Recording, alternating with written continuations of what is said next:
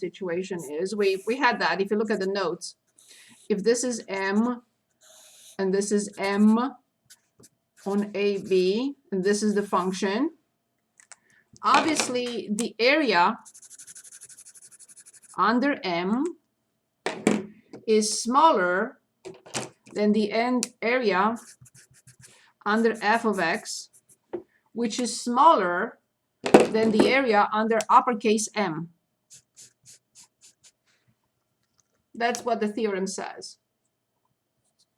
That the area under f is in between the area under lowercase m and the area under uppercase M.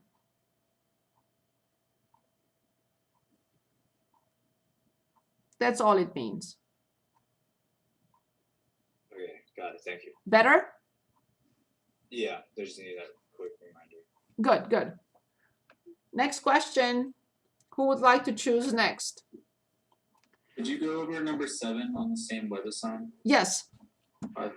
So the same section? Yeah, it doesn't, you can use whatever numbers, like you don't have to look at my web assignment specifically. It may not be the same. That's the only thing. One time I copied something and it was totally different. Just I don't have to look. Just give me. Matter. Like it doesn't matter to me. I just want to go over the concepts, the numbers. Really. Yeah, just can you dictate the problem? Yeah. The top of the integral is 8, and the bottom is 5, and then x squared plus 1 over x. Okay, perfect. And Okay. then it's asking to express the integral as a limit of Riemann sums from right endpoints. Very good. So we are not asked to find the integral. No. Just express it in terms of the limit of the Riemann sum. First of all, it's clear that, very good question. Thank you for asking that.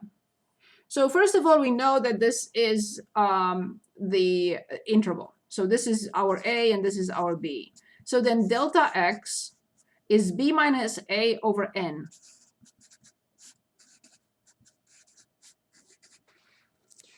I know that I have to write the limit as n approaches infinity from the sum from I equals 1 through n from this has to be delta x and this has to be f of xi.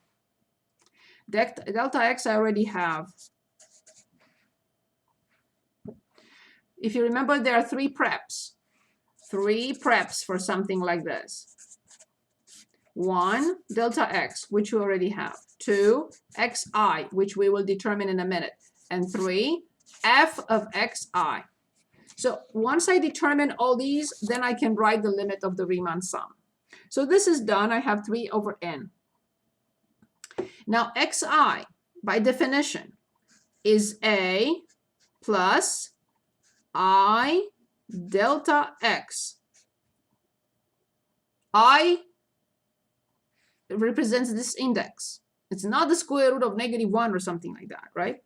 So then this is a, which is 5, plus delta x times I, which is 3i over n. Finally, I look at f of x. F of x, or xi in this case, is xi squared plus 1 over xi.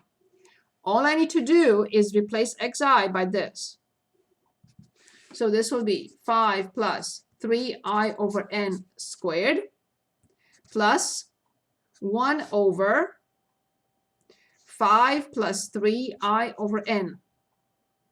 I don't know how much we have to simplify this, but let's give it a shot. I don't know. This may be enough. All I have to do is just copy it here. Thank you. So I will put it in as is. If they want it more simplified, we can try. It's not gonna be, I mean, I can find here, so 5n plus 3i, so this is n over 5n plus 3i. I can't do anything more.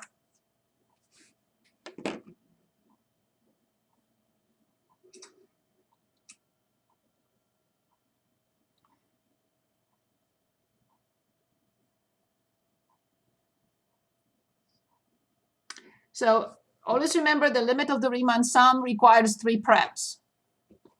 Do not attempt to start or put anything in here before you find delta x, xi, and f of xi. Very good questions.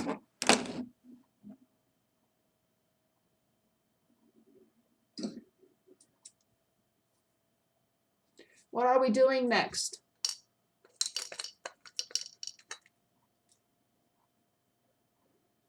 Can we look at 5.1, number 7? Yes, 5.1, number 7.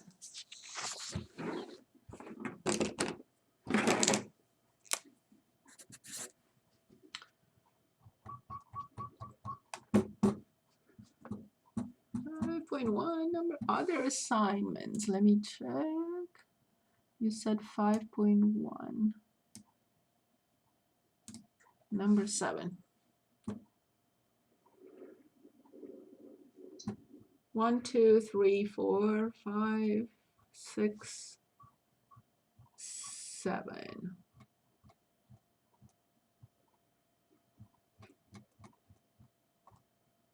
Five, 6, 7. Yes.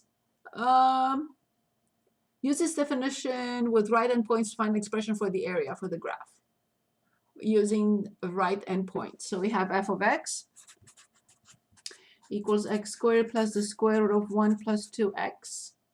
Is this the problem that we're looking at? Yes. Okay, so they want, when you click on the definition, they give the limit of the Riemann sum, correct? Yeah, it's this exactly the same what we did a minute ago. It's just that it's a different function.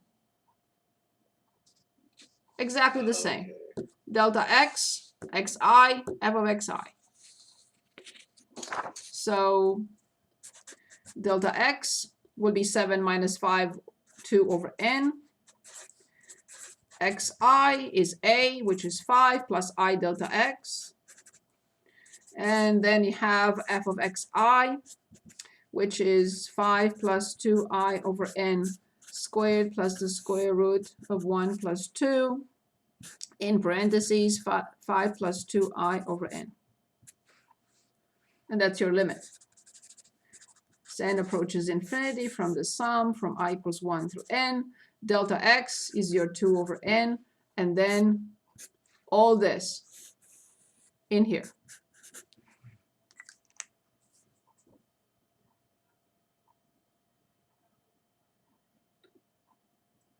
Okay, that works.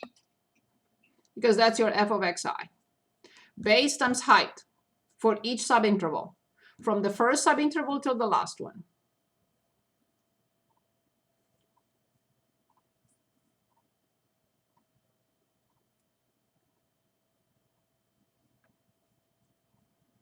I would definitely take advantage of this time and ask anything.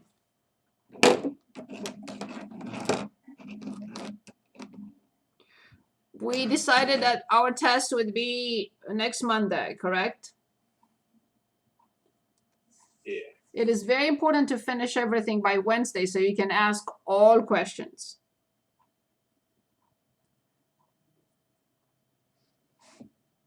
Anything.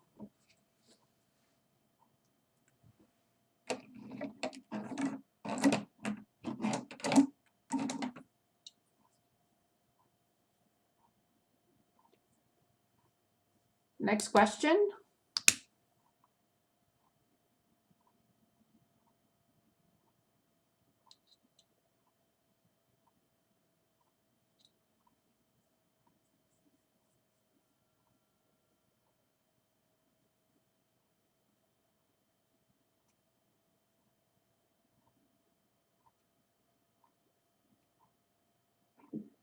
I have a question from the substitution rule. Yes, anything, please. So it's e to cosine 17 times sine of 17. Sorry, that's like a separate. It's another term. It's not raised sine. Yeah. Is it 17 or 7t? Sorry, 7t. That's what I was thinking. Sorry, I didn't. So this is the indefinite integral? Yes. Very good. Perfect. This is what I would do. First, I would say, I don't like the 7t. I'll say let y be 7t. dy equals 7 dt. I don't have the 7, but that is the easiest thing to do. Multiply and divide by 7. So then I have 1 over 7 outside. 7 with dt is dy. And e to cosine y times sine y. Then I will say, I'm happy so far, but I notice that I have a cosine inside of e to the x. I don't want that. So I'm going to denote, let's say, w by cosine y, as long as dw is in the problem. But when I differentiate this, I get negative sine y dy. So you can say, okay, sine y is there, dy is there, but you don't have the minus. Not a problem. I will multiply twice by negative 1. So therefore, I get it to be negative 1 over 7, the integral from the negative with the sign with dy. They're all dw. And now I have e to w. Nice. Negative 1 over 7 e to w plus a constant c. W is cosine y. E to cosine. And y is 7t plus a constant c. And now you can check if you'd like. If you differentiate this side and you differentiate that side, you will get the same thing.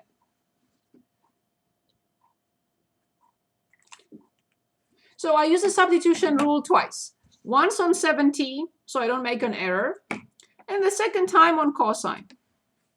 Of course, I have to have different variables. They're functions, but different letters. Very nice problem. Is this okay? Yeah, it's good. Thank you. Thank you.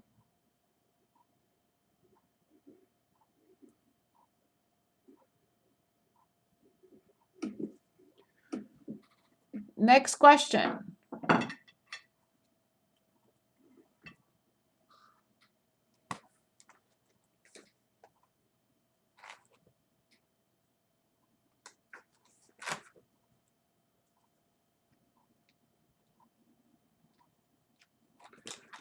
Next question. This is like more of a conceptual question, I Yes. guess. But Yes. when you apply a limit with n approaches infinity to a Riemann sum, why is I equal 1 at the bottom? I would expect it to equal 0. Very good. So this happens on the interval a comma b, correct? Yeah. Okay. So that's how I started always, right? Because it's always easier to understand what we're trying to do. So one of the first problems we looked at was the interval 0 to 40. And we were told that we have 4 subintervals. I cannot say that this is subinterval number 0. Okay. This is the first subinterval. From the first subinterval to the fourth one. So here I have from I equals 1, then I equals 2 for the second subinterval, then I equals 3 for the third, and then I equals 4. So this will be the sum from I equals 1 through 4 from delta x f of xi. What does this mean is exactly what we wrote here. Delta x times f of 5 plus delta x times f of 15 plus f delta x, which is 10, times f of 25, and so on and so forth. I cannot consider this the interval 0.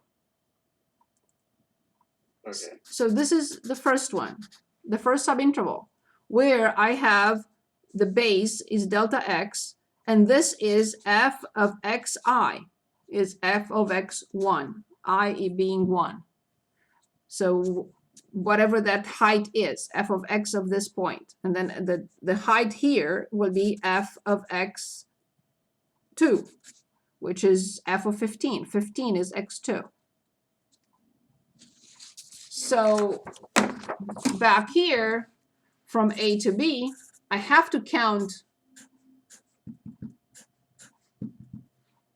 So this is interval number 1.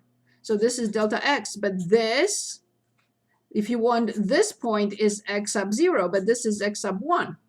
Because x sub 1 is already a plus 1 delta x. When I get to xi, let me also write the second one. X sub 2 is a, which is, if you want, x sub 0, plus 2. So a plus twice delta x. 1, 1, 2, 2. And I continue as much as you want. And when I get xi, that's how I get the generic I times delta x. And when I get to the last one, I get x sub n, which is a plus x sub n. I meant I. I times delta x. So n times delta x. Because I, n. 2, 2, 1, 1. N times delta x. So I can start with a subinterval 0. I can start with this value if you want. If you don't want to call it a, you can call it x sub 0. And if you don't want to call this one b, you can call this one x sub n.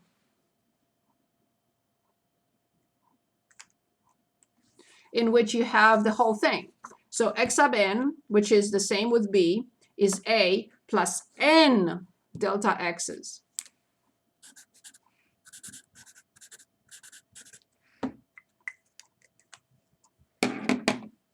Is that better? Yeah, that answers my question.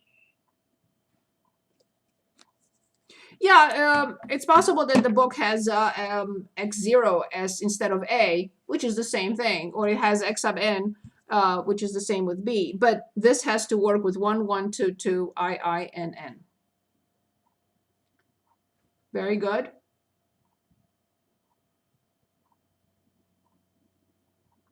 What are we working on now?